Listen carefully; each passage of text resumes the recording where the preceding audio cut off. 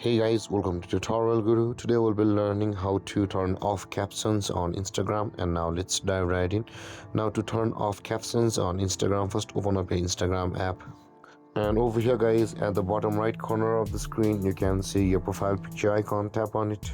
And on the screen again, at the top right corner of the screen, you can see there is the three lined icons. Tap on the three lined icons. And from over here, you'll be required to scroll down until you can find the accessibility under the category of your apps and media. Tap on accessibility and you can see the captions at the top of the screen guys.